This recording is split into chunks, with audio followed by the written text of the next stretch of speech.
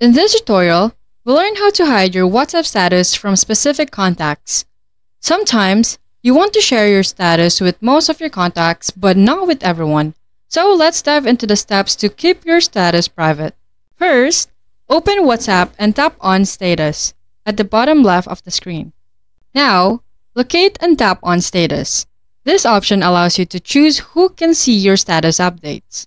Here, you have the option to select who you want to share your status with. If you want to hide your status from specific contacts, tap My Contacts Except. You can then choose the specific contacts from whom you want to hide your status.